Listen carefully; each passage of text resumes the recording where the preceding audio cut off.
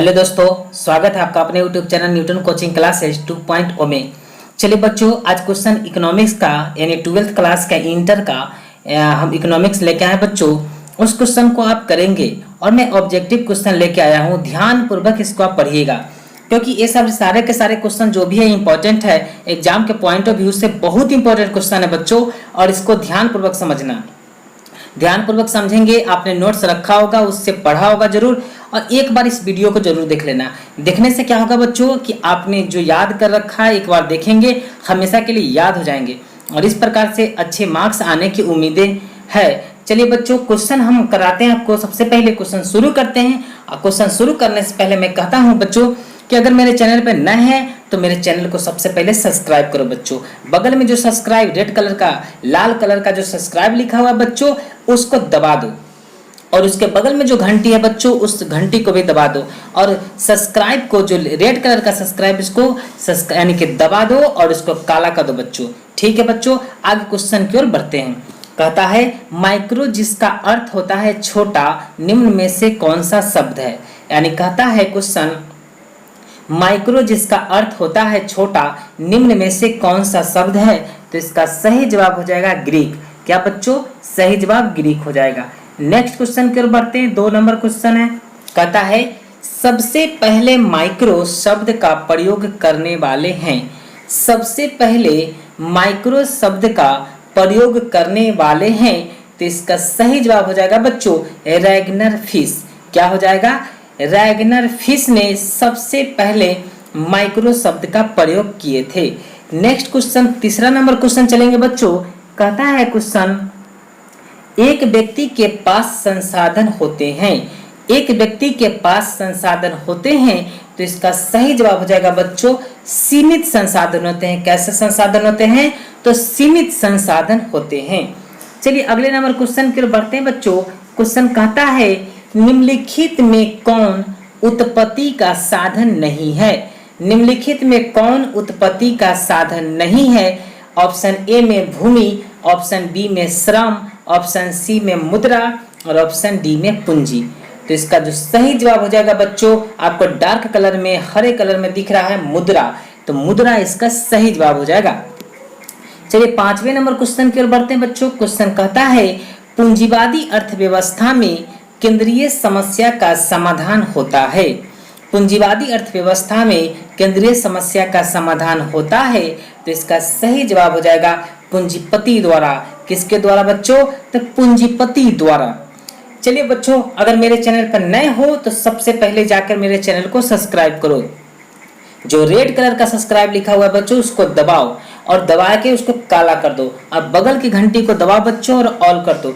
ठीक है, चैनल को सब्सक्राइब करो बच्चों। आप सब्सक्राइब करोगे तभी मैथ का क्लास स्टार्ट हो पाएगी बच्चों, क्योंकि आप सब्सक्राइब करो। हिस्ट्री के भी क्लास आपको चलेगी और वो क्लास आपको मिलेगी, लाइव क्लास मिलेगी बच्चों। सबसे पहले सब्सक्राइब करो तो सही। चलिए नेक्स्ट क्वेश्चन की ओर बढ़ते हैं। 6 नंबर क्वेश्चन, 6 नंबर क्वेश्चन की ओर बढ़ते हैं। कहता है अर्थशास्त्र चयन का तर्कशास्त्र है, किसने कहा। अर्थशास्त्र चयन का तर्कशास्त्र है, किसने कहा। तो इसका सही जवाब हो जाएगा रॉबिन्स। रॉबिन्स ने कहा था कि अर्थशास्त्र जो है चयन का एक तर्कशास्त्र है। चलिए बच्चों 7वें नंबर क्वेश्चन पर बढ़ते हैं। 7वें नंबर जो क्वेश्चन कहता है, ध्यान दिएगा।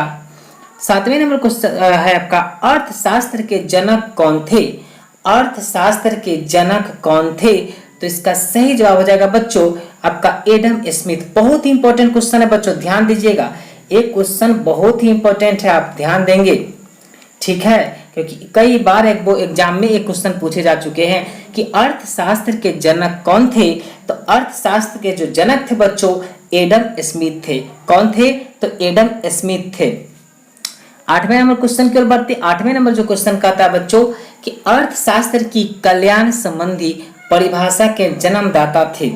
अर्थशास्त्री की कल्याण संबंधी परिभाषा के जन्मदाता थे। तो इसका सही जवाब हो जाएगा मार्शल। क्या बच्चों, सही जवाब क्या हो जाएगा, तो मार्शल हो जाएगा। चलिए बच्चों, प्लीज सब्सक्राइब माय चैनल। जाके सब्सक्राइब करो बच्चों चैनल को सब्सक्राइब करो बच्चों जल्दी। चलिए अगले क्वेश्चन की ओर बढ़ते हैं। कहता है उदासीन वक्र की ढाल होती है। उदासीन वक्र की ढाल होती है। तो ये होती है बाएं से दाएं। क्या बच्चों? बाएं से दाएं होती है। नेक्स्ट क्वेश्चन की ओर बढ़ते हैं। कहता है क्वेश्चन अगला कि सीमांत उपयोगिता हास नियम के प्रतिपादक है। सीमांत उपयोगिता हास नियम के प्रतिपादक है, तो इसका सही जवाब हो जाएगा बच्चों गोसेन। क्या हो जाएगा? गोसेन हो जाएंगे।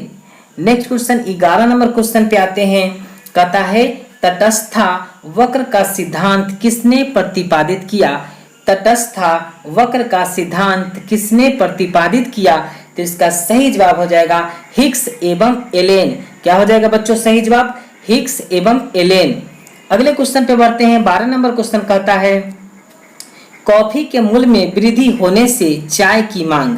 कॉफी के मूल्य में वृद्धि होने से चाय की मांग क्या हो जाती है बच्चों? जब कॉफी के मूल्य में जब वृद्धि हो जाएगी तो चाय की जो मांग होगी बच्चों उसकी बढ़ जाएगी, है ना। उसकी आवश्यकता लोगों की ज्यादा होगी, मांगे बढ़ जाएगी। ठीक है, अगले क्वेश्चन बढ़ते हैं। 13 नंबर क्वेश्चन क्या कहता है पढ़ेंगे जरा। स्क्रीन पर आपके सामने क्वेश्चन आ चुके हैं, वहां से आप देखिए क्वेश्चन और कमेंट बॉक्स में जाके इसका जवाब दीजिए, आंसर दीजिए। क्वेश्चन कहता है बच्चों किसी सामान्य वस्तु की मांग वक्र की ढाल होती है। किसी सामान्य वस्तु की मांग वक्र की ढाल होती है, तो सही जवाब हो जाएगा बच्चों ऋणात्मक। क्या हो जाएगा? ऋणात्मक हो जाएंगे। अगले क्वेश्चन की ओर बढ़ते हैं। 14 नंबर क्वेश्चन कहता है उपभोक्ता की बचत के लिए, यानी उपभोक्ता की बचत के लिए सिद्धांत का प्रतिपादन किसने किया? यानी उपभोक्ता की बचत के लिए सिद्धांत का प्रतिपादन किसने किया? इसका सही जवाब हो जाएगा मूल्यह्रास। क्या हो जाएगा बच्चों सही जवाब? तो मूल्यह्रास हो जाएगा सही जवाब। चलिए अगले क्वेश्चन की ओर बढ़ते हैं। 15 नंबर क्वेश्चन पे आइए। कहता है अवसर लागत को कहा जाता है। अवसर लागत को कहा जाता है, तो इसका सही जवाब हो जाएगा हस्तांतरण। क्या हो जाएगा? हस्तांतरण हो जाएगा बच्चों। 16 नंबर क्वेश्चन पर आते हैं। कहता है निम्न में से कौन स्थिर लागत नहीं है? निम्न में से कौन स्थिर लागत नहीं है? तो इसका सही जवाब हो जाएगा बच्चों कच्चे माल की लागत। क्या हो जाएगा सही जवाब? कच्चे माल की लागत। चलिए बच्चों अगला वीडियो मैं फिर से लेके आ रहा हूँ। आप बने रहिए मेरे न्यूटन कोचिंग क्लासेस 2.0 के साथ। आप मेरे चैनल पर जाइए और सब्सक्राइब करिए ताकि मैं अगला वीडियो लेके आऊँ तो आप वहां से पढ़ सके। ठीक है बच्चों, आप लोगों के लिए ही चैनल खोला गया है जिससे आप लोग को हेल्प मिल सके और अच्छे